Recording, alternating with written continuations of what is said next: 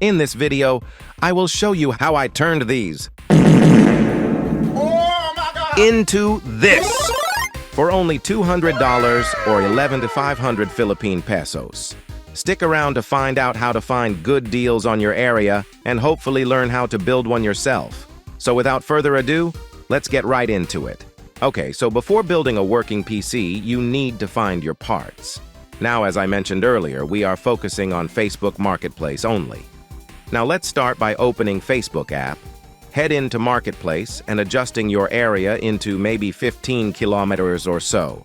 Because keep in mind, you must avoid places that are too far for your reach, though it is still possible if A, you're willing to spend extra for your gas, or if you're willing to trust that person to ship out the item correctly. Just make sure the seller is not a scammer. You don't want to pay $100 for a bunch of rocks, right? Now, one important note is to make sure you research the parts that you're using to avoid incompatibility. Now, let me show you the parts I picked for this build.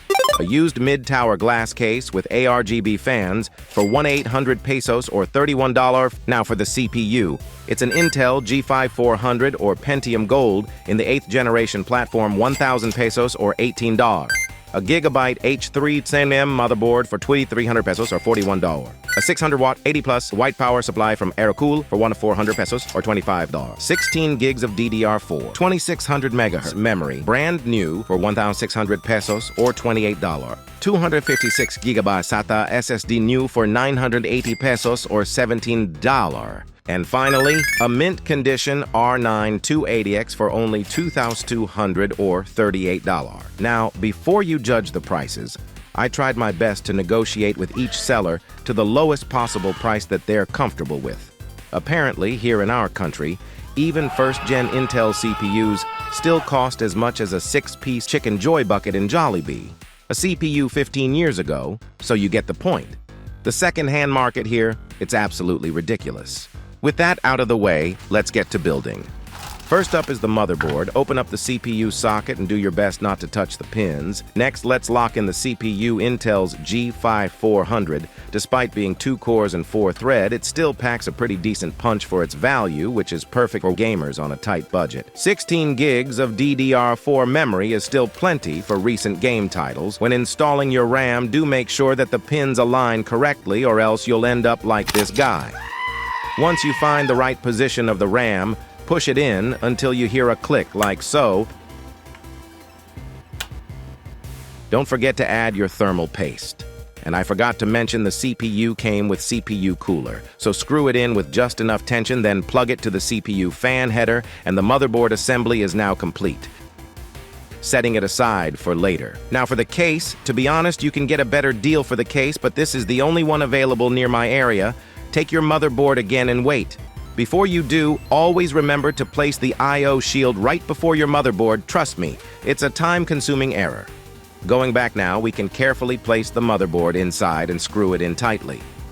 Now let's place the fans with some ghetto-ass magic, and I added a custom Halo sticker just for fun. Now let's remove the back side of the case, so we could put the power supply in place. Secure with 4 screws.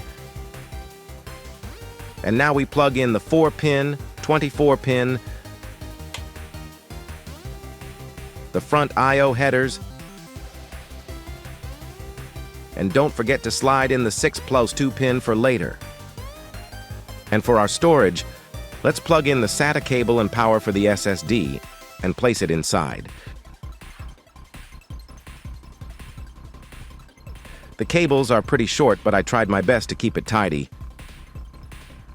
We'll cover it up anyway. I am excited to see what this graphics card looks like. The R9 280 in perfect condition. Seller claims that the card was used for a week and boxed again and never seen daylight since 2014. Still shiny and looks brand new. Let's plug this baby to the motherboard to screw it in place. Connect the 8-pin and the 6-pin PCIe from the power supply. Since it has no backplate, I decided to make one myself, and I'm surprised it matches the build's aesthetics. Now let's put the glass back on, and here's the moment of truth.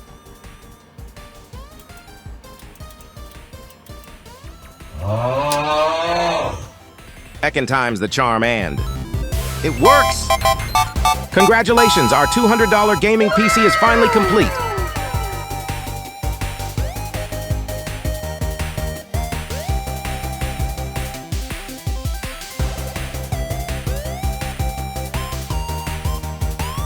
Now we just have to install Windows, check for Windows Update, and complete all necessary updates, and install the latest drivers of AMD for the R9 280X. Unfortunately, for a card that is 11 years old, it only supports Adrenalin 22.6.1, but nonetheless, it's still usable. I fiddled around with some benchmarking, namely Heaven Benchmark and Superposition, and here are the results.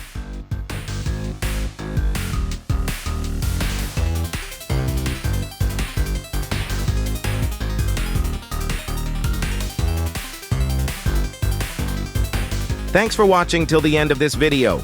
Do consider liking and subscribing to Avalon Tech Tips for more content like this. I'll see you again on the next video.